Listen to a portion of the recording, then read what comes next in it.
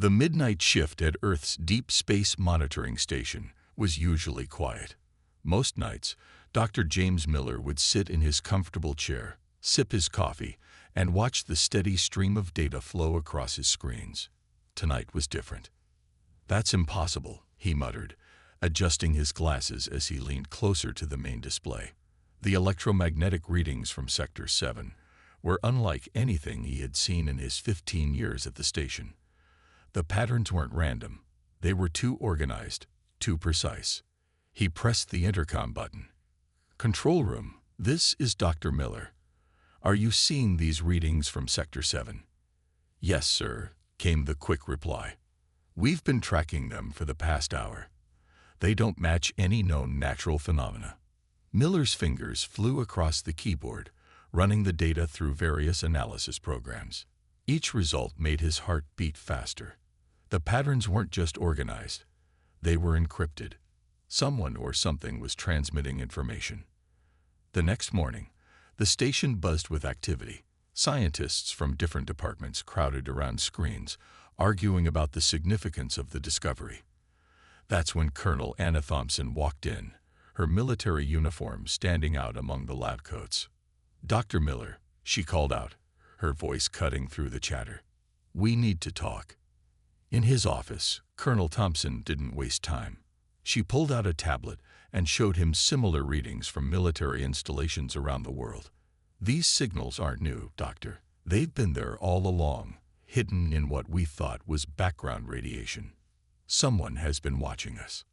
Miller's coffee grew cold as they spent hours analyzing the data. The truth became clear.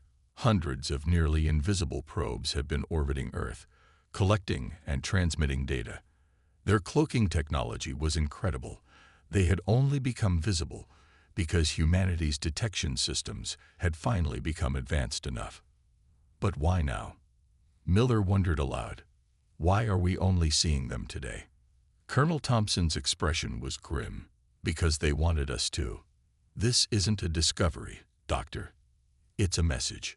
Working through the night, Miller's team made another shocking finding. The probes hadn't been there for years. They had been there for centuries. Historical records of unexplained astronomical events lined up perfectly with the probe's positions. Humanity had never been alone. They had been studied, examined, and evaluated like specimens in a cosmic laboratory. "Look at this," Miller pointed to a new set of readings. "The probes are using quantum encryption, but there's something odd about it." He pulled up another screen showing Earth's own experimental quantum communication tests. "Our methods are different, but in some ways, they're more advanced." Colonel Thompson leaned forward. "Are you saying we've developed better technology than them in some areas?" "Not better," Miller corrected. "Different. We've been solving the same problems in ways they never considered, and I don't think they expected that." The implications were staggering. Humanity hadn't just been observed, they had been underestimated. Every probe, every hidden scanner, every piece of alien technology had been watching for specific signs of advancement. They had been looking for development along their own technological path. Instead, humanity had blazed its own trail. As the sun rose over the monitoring station, Miller and Thompson stood at the window, watching the morning light spread across the desert landscape. "We need to tell the world," Miller said quietly. Thompson shook her head. "Not yet. First, we need to understand what we're dealing with. These beings, whoever they are, have been watching us for centuries. They chose this moment to let us know. The question is, why?" The answer came sooner than expected. As they walked back to the control room, alarms began blaring throughout the station. New signals were being detected, stronger, clearer, and more numerous. "They're not just watching anymore," Miller realized, staring at the screens. "They're coming." Colonel Thompson was already on her secure phone, calling in reports from other stations. "No, Doctor," she said, her voice steady. "They're already here. They always have been. And now, they want us to know it." The screens filled with new data as more probes revealed themselves. Humanity had finally seen behind the curtain, and there was no going back. The age of isolation was over. The only question remaining was, what would humanity do with this knowledge? In the control room, Dr. Miller looked at the faces around him. Scientists, soldiers, analysts, all processing the reality that their world had suddenly become much larger and more complicated. But in their eyes, he saw not fear, but determination. If they were being tested, humanity would be ready. The discovery was just the beginning. The real challenge lay ahead. 3 days after the discovery of the alien probes, Dr. Miller found himself deep underground in a secret government facility. The room around him was filled with ancient artifacts that had never been shown to the public. These objects were found at different dig sites across the world, said Professor Robert West, the head archaeologist. He carefully lifted a strange metal disc from its protective case. For years, we thought they were just unusual ancient art. Now we know better. The disc began to hum softly when exposed to light.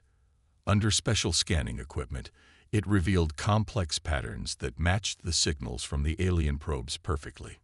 They've been leaving their technology here all along, Miller said, examining the disc.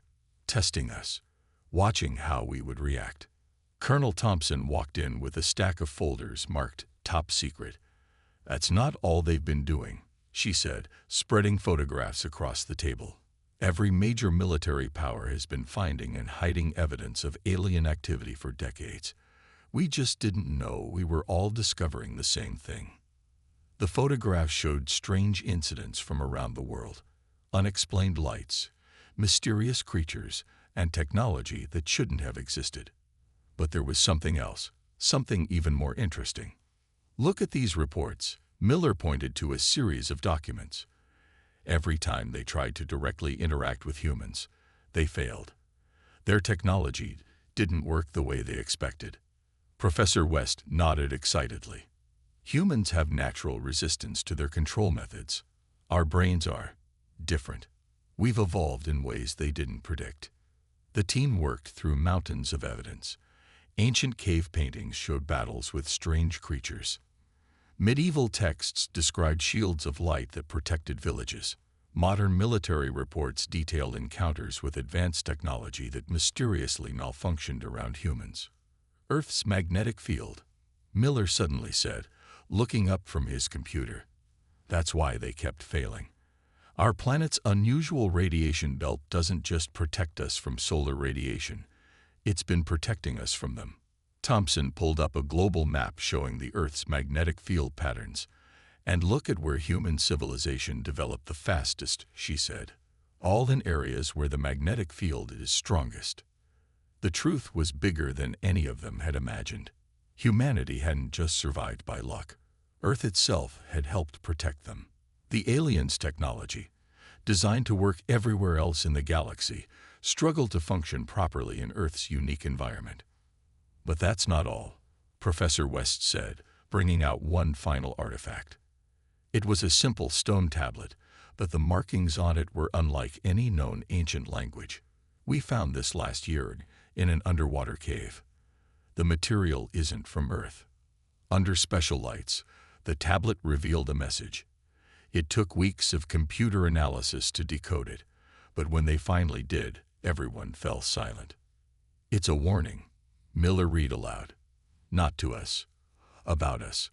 They were warning other aliens that humans were dangerous. The warning described humans as unpredictable, highly adaptive, and resistant to standard control methods. But most importantly, it mentioned something that made everyone in the room sit up straight. Natural quantum processors, Thompson read from the translation. They're talking about our brains. Human minds can naturally process quantum information in ways their technology can't match. Professor West carefully placed the tablet back in its case. They didn't just study us, he said quietly. They tried to stop us from developing. But every time they interfered, we adapted, Miller finished. Each failure of their technology taught us something new. We've been reverse engineering their failures without even knowing it. Colonel Thompson's phone buzzed with a message. Her face turned serious as she read it. We need to move faster, she said. The probes are becoming more active. Whatever they've been planning, it's starting. As they packed up the artifacts for transport to a more secure facility, Miller looked at the ancient warning tablet one last time. The aliens had been right to be worried. Humanity hadn't just survived their tests. They had grown stronger because of them. They thought they were studying us, Thompson said, watching the artifacts being loaded into secure containers. But we were learning about them too. Every probe they sent, every test they ran, taught us something new. The hidden history of Earth was being rewritten. Humanity had never been helpless. They had been preparing for this moment without even knowing it. And now, finally, they were ready to show the aliens exactly what they had learned. As the team left the underground facility, alerts started coming in from space monitoring stations worldwide. The probes were moving. The next phase was about to begin. The attack came at dawn. A remote military base in the Alaskan wilderness lit up with warning signals as 3 alien ships dropped their cloaking shields and appeared in the sky. "Multiple contacts," shouted the base commander through the emergency channel. 3 unknown craft, definitely not Earth tech. His transmission cut off as green energy beams sliced through the morning air. But what happened next surprised everyone, including the aliens. In the command center thousands of miles away, Dr. Miller and Colonel Thompson watched the live feed. The experimental quantum defense grid they had installed just 2 days ago activated automatically. A shimmering blue shield appeared above the base, catching the alien weapons like rain on an umbrella. "It's working," Miller whispered, his eyes glued to the screens. "The shield is actually working." The alien ships fired again, their weapons growing stronger. But with each hit, the quantum shield seemed to grow more stable, adapting to the attack patterns. Earth's defense system wasn't just blocking the attacks, it was learning from them. "Launch the countermeasures," Thompson ordered. Small drone pods rose from hidden silos around the base. Instead of weapons, they carried scanning equipment. While the aliens were busy attacking, humanity was studying their every move. The battle lasted exactly 6 minutes. When the alien ships realized their weapons weren't working, they tried to retreat. But Earth's defense grid had other plans. A pulse of blue energy shot out from the shield, catching all 3 ships in a quantum lock. "Bring them down," Thompson commanded. "Carefully. We want them intact." The alien ships, frozen in mid-flight, were slowly lowered to the ground by the quantum field. Their engines died, and for a moment, everything was quiet. Recovery teams moved in quickly, wearing special suits designed based on the ancient artifacts they had studied. Inside the ships, they found something unexpected. The aliens were gone. The craft had been running on automatic, a test to probe Earth's defenses. "Look at this," Miller said, examining the data flowing in from the recovery teams. "Their technology, it's advanced, but it's like they stopped innovating centuries ago. They've been using the same systems for too long." The ship's computers revealed a shocking truth. The aliens weren't just one species, they were part of a vast federation of worlds. And Earth was labeled as primitive but potentially dangerous in their databases. "They're afraid of us," Thompson realized, looking through the translated alien files. "Not because of our technology, but because we're different. We solve problems in ways they never considered." The quantum shield had been humanity's own invention, created by studying the failures of alien technology on Earth. Where the aliens used brute force and advanced materials, humans had found a way to work with the planet's natural quantum fields. "Their weapons are powerful," Miller noted, "but they're predictable. They haven't faced a real challenge in thousands of years. They forgot how to adapt." More data poured in as teams stripped down the alien ships. Each discovery showed the same pattern: highly advanced technology, but all following the same basic principles. The Federation had grown comfortable with their technological superiority. They never expected a primitive world to defend itself so effectively. "There's more," said a technician, bringing up a new screen. The ships were transmitting everything back to their fleet. They saw all of it. Thompson smiled. "Good, That was the point. Now they know we can defend ourselves. But Miller looked worried. They won't stop here. This was just a test. They'll come back with something bigger. Let them come, Thompson said, watching as the recovery teams continued their work. Every attack teaches us more about them. And unlike them, we learn fast. In the weeks that followed, the alien ships were moved to secure facilities around the world. Scientists from every nation worked together, studying the technology, learning its secrets, and most importantly, improving upon it. The captured ships had revealed one more crucial piece of information. A massive alien fleet was already on its way to Earth. But instead of panic, the news was met with determination. Humanity had passed the first test, but the real challenge was still coming. As new defense systems were built around the globe, Dr. Miller looked at the quantum shield readings one last time. The aliens had made a serious mistake. They had shown humanity what they could do, and now Earth would be ready for whatever came next. The first strike was over. The real war was about to begin. 1 month after the alien attack in Alaska, the world had changed. The United Earth Defense Council met in a newly built underground facility beneath the Swiss Alps.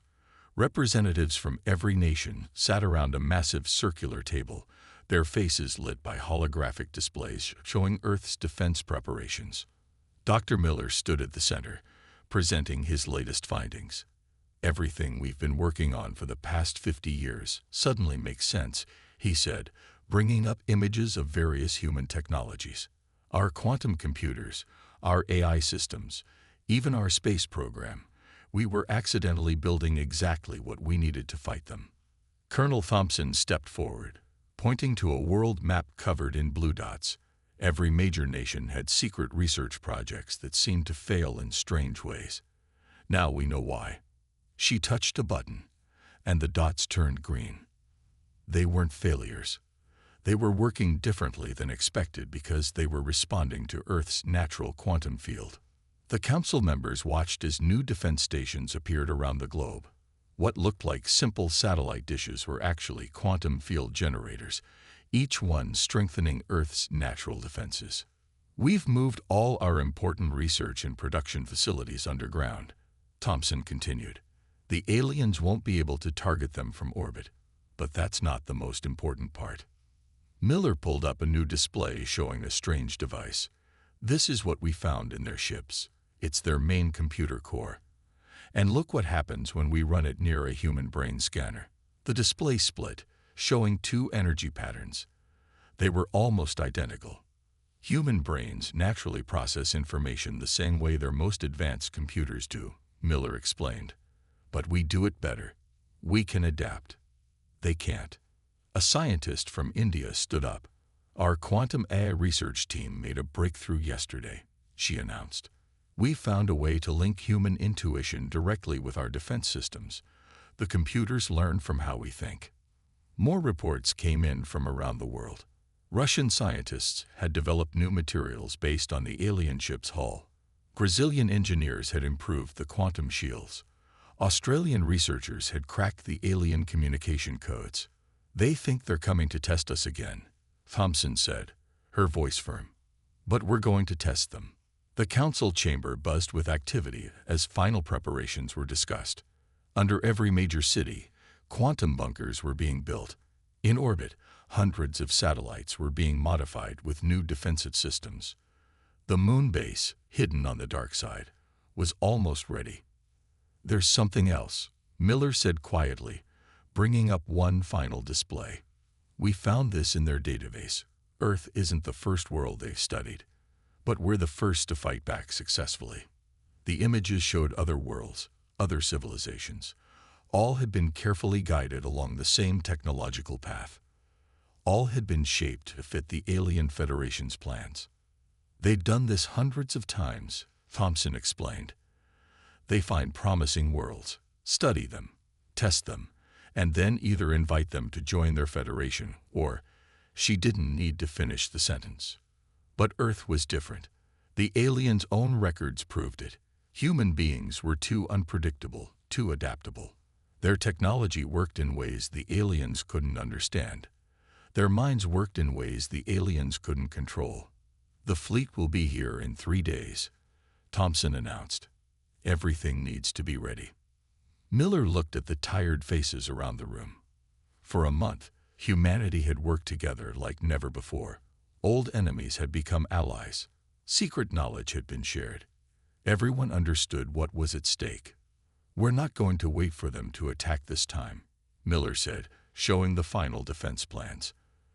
"When they reach our solar system, they'll find out exactly what humanity can do." As the council meeting ended, alerts came in from the deep space monitoring stations. The alien fleet was moving faster than expected. They would arrive in 2 days, not 3. But no one panicked. No one rushed. Humanity had spent centuries unknowingly preparing for this moment. The aliens thought they were coming to test an emerging civilization. Instead, they were about to face something they had never encountered before: a humanity that was united, prepared, and ready to fight back. In orbit, the quantum defense grid hummed to life, connecting millions of human minds with the most advanced technology ever created. Earth was no longer hiding its strength. The real test was about to begin. And this time, humanity would be doing the testing. The alien fleet appeared at the edge of the solar system exactly as predicted. Deep space sensors counted over 300 ships, each one larger than Earth's biggest cities. They moved in perfect formation, their engines leaving trails of blue fire against the black of space. In the Global Command Center, Dr. Miller watched them approach. "They're not even trying to hide anymore," he said, tracking their movement on the main screen. "They want us to see them coming." Colonel Thompson stood beside him, her face calm despite the situation. "Then let's give them something to look at." She pressed a button on her command console. "All stations, begin broadcast." Around the world, quantum transmitters powered up. The message they were about to send had been carefully crafted by Earth's best minds. It would be broadcast in all known alien frequencies, using their own communication methods against them. "They think they're coming to scare us," Miller said, checking the transmission data. "Time to show them who they're really dealing with." The message began with a simple greeting in the Alien Federation's standard language. Then it showed them something that made the entire fleet stop moving. On their screens, the aliens watched as humans demonstrated complete knowledge of their technology. The message showed Earth's quantum shields, the reverse-engineered ships, and the defensive grid that now surrounded the planet. But that wasn't what scared them. "Look," Thompson pointed to the sensor readings. "Their ships are scanning us. They're realizing everything we showed them is real." The message continued, displaying human innovations that went far beyond what the aliens had achieved. Earth's quantum field technology didn't just copy alien systems, it improved them. Human eye didn't just process data, it evolved and adapted. Earth's defenses didn't just react, they learned. "Transmitting final section now," announced a technician. The last part of the message was the simplest, but the most powerful. It was humanity's first and final warning to the alien fleet. "We know who you are. We know what you've done to other worlds. We know why you're here. This is your only warning. Earth is not your test subject. We are not your experiment. We have survived every probe, every test, every attack. Not by luck, but by strength you don't understand. Turn back now. Earth is protected. We are ready, and we are waiting." In space, the alien fleet remained frozen. Their scanners had confirmed every word of the message. The primitive world they had come to test had somehow surpassed their expectations in ways they never imagined possible. "They're sending a response," Miller said, watching the incoming transmission. The alien message was brief. They demanded proof of Earth's capabilities. They wouldn't turn back without a demonstration. Thompson smiled. "They still think we're bluffing." She turned to her command staff. "Show them what happens when you underestimate humanity." Across Earth's quantum network, millions of human minds connected simultaneously. The combined power of human intuition and advanced technology created something the aliens had never seen before. A small moon in the outer solar system began to glow blue. The quantum field around it strengthened, controlled by the collective will of humanity. Then, without any visible weapon being fired, the moon simply came apart.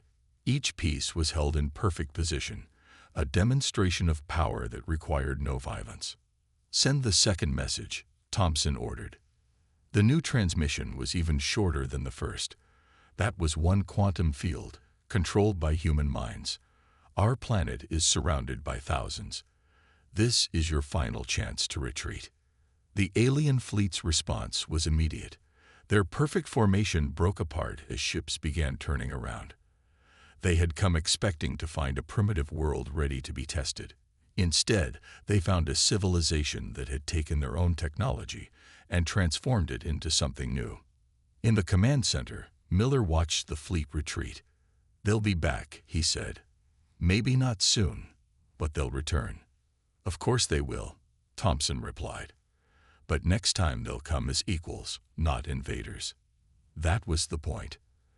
As the alien ships disappeared into deep space, Earth's defense grid remained active. Humanity had passed its greatest test, not by fighting, but by showing they were ready to fight if they had to. The message had been sent. The galaxy now knew.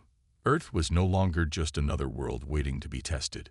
Humanity was awake, aware, and ready for whatever came next. 3 days after Earth's warning message, the alien fleet returned. This time, they brought reinforcements. Over 500 ships filled the space beyond Mars, their engines glowing like artificial stars. "They didn't believe our warning," Dr. Miller said, watching the massive fleet on the command center's main screen. "They think we were using tricks." Colonel Thompson stood at the tactical display, her face reflecting the red warning lights. "Then let's show them it wasn't a trick." She opened a channel to all Earth defense stations. "All units, battle positions. This is not a drill." The alien fleet's first transmission was clear: submit to testing, or face destruction. They gave Earth 1 hour to respond. "They still think they're in control," Miller said, checking the quantum defense grid status. "They don't understand what they're facing." Instead of responding to the ultimatum, Earth acted. The quantum defense grid activated fully for the first time. Around the planet, millions of people connected their minds to the system. Scientists, soldiers, students, workers, everyone who had been trained joined together in humanity's greatest show of unity. The alien fleet launched their attack. Thousands of energy beams struck Earth's atmosphere simultaneously. Anyone watching from space would have expected to see continents burn. Instead, they saw something impossible. The quantum shields caught every beam, not just blocking them, but absorbing their energy. The more the aliens attacked, the stronger Earth's defenses became. Human minds working together adapted faster than any computer, predicting and countering each new weapon. "They're launching their second wave," Thompson announced. "Time to show them what we can really do." The alien fleet released millions of automated drones, each one programmed to find gaps in Earth's defenses. But the quantum field had no gaps. Every drone that entered Earth's atmosphere simply stopped working, their systems overwhelmed by the combined power of human consciousness and advanced technology. "Their flagship is moving," Miller pointed to the largest alien vessel. "They're preparing their main weapon." The alien flagship opened like a massive flower, revealing a cannon that could shatter planets. They had used it before on worlds that resisted. No civilization had ever survived a direct hit. "All units," Thompson commanded, "execute Protocol Omega." Across Earth, quantum generators pulsed in perfect harmony. The power of over 1 billion human minds focused on a single point in space. For a moment, reality itself seemed to bend. The alien flagship fired its planet-killer weapon. The beam of energy was bright enough to turn night into day across half the solar system. It never reached Earth. The quantum field caught the beam halfway between Mars and Earth, twisted it, and sent it harmlessly into deep space. The impossible had happened again. A weapon that could destroy worlds had been stopped by the power of human thought combined with Earth's technology. "Now," Thompson ordered, "show them what happens when they ignore our warning." The quantum field expanded. Every alien ship found itself trapped, unable to move or fire weapons. Their advanced technology, developed over thousands of years, was useless against Earth's unique defense system. Miller opened a channel to the alien fleet. "You had your chance to retreat. You chose to attack. Now watch carefully." Around Earth, quantum generators pulsed again. This time, they created something new. A perfect sphere of energy formed between Earth and Mars, small at first, but growing larger. "This is what human minds can do when they work together."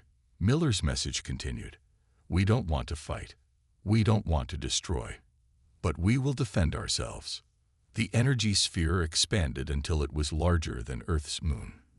Then, with a thought from the connected human minds, it split into 1,000 smaller spheres, each one targeting an alien ship.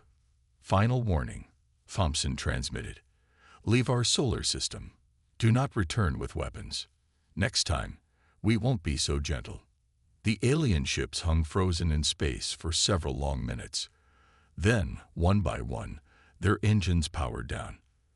The mighty Federation fleet had been defeated not by superior weapons, but by the power of human consciousness working with advanced technology. As the alien ships retreated, leaving Earth's solar system in formation much less perfect than when they arrived, humanity knew everything had changed. They had faced the greatest power in the galaxy and proved themselves stronger. The demonstration was complete. Earth was no longer just another world in the galaxy. It was something new, something different, something the aliens had never seen before, and they would never forget it. 1 month after Earth's victory over the alien fleet, the United Earth Defense Council gathered again. This time, they weren't meeting to plan for war, but to discuss humanity's first steps into the galactic community. Dr. Miller stood at the main display, showing images from deep space telescopes. "The Alien Federation has withdrawn all their hidden probes," he reported, "but they've left something new in their place." The screen showed a small satellite at the edge of the solar system. It wasn't a weapon or a spy device. It was a communication beacon. The aliens had finally recognized Earth as an equal. Colonel Thompson, now wearing a new uniform with the Earth Defense Force insignia, stepped forward. "They're inviting us to send representatives," she said, "not as subjects to be tested, but as a sovereign power." The council chamber buzzed with excited discussion. After centuries of being watched and tested, humanity was ready to step onto the galactic stage. But they would do it their own way. "We've learned something important," Miller explained, bringing up data from their studies of alien technology. "The Federation has been stuck in the same patterns for thousands of years. They forgot how to think differently. But humans," he smiled, "we never stopped changing." The evidence was clear in every test they ran. Human brains could process quantum information in ways the aliens' best computers couldn't match. Earth's natural magnetic field had protected humanity, forcing them to develop unique solutions to problems. Every challenge the aliens had created had only made humans stronger. "The first diplomatic mission leaves next week," Thompson announced. "We'll be taking one of their ships that we've modified with our quantum technology. They need to see that we can improve even their most advanced systems." The mission would carry more than just diplomats. Earth was sending scientists, engineers, and teachers. Humanity had something to offer that the Federation had lost long ago: the ability to see things in new ways. "Look at this," Miller said, showing readings from the quantum defense grid. "When millions of human minds work together through the grid, we can do things that should be impossible. We're not just using technology. We're changing how it works." The aliens had built their Federation on strict rules and careful control, but humans had proven that real strength came from adaptation and creativity. Every person who connected to the quantum grid added their own unique way of thinking, making the whole system stronger. "We're getting another transmission," a technician announced. The message appeared on the main screen. Other worlds in the Federation had heard about Earth's victory. They wanted to learn how humans had developed their unique abilities. They wanted to understand how Earth's quantum field technology worked. "They're not afraid of us anymore," Thompson said. "They're curious." The council voted unanimously. Earth would share its knowledge, but carefully. They would teach other worlds about human innovation while learning about alien cultures. It would be an exchange between equals. "There's something else," Miller added, showing one final piece of data. "Remember how their tests always failed? How their control methods never worked on humans? We finally know why." The display showed a comparison between human DNA and alien genetic patterns. Humans had evolved with Earth's quantum field, developing natural abilities that no other species possessed. They weren't just different, they were unique in the galaxy. "We're not going to hide anymore," Thompson declared. "But we're not going to conquer either. Earth will be a new kind of power in the galaxy, one that leads by example, not by force." As the meeting ended, Miller and Thompson stood at the window, watching the sunset. The quantum defense grid shimmed faintly in the sky, a constant reminder of humanity's achievement. "Do you think they'll ever try to test us again?" Miller asked. Thompson smiled. "They don't need to. We've already passed their greatest test. We showed them something they've never seen before, a species that can face the unknown and grow stronger from it." Above them, the first Earth ships prepared to leave for Federation space. They carried not weapons or threats, but the greatest power humans possessed, the ability to think differently, to adapt, to change. A new era had begun. Humanity had earned its place among the stars not through conquest, but through intelligence, unity, and the unique strength of the human mind. The warning had served its purpose. Now it was time for something new: understanding.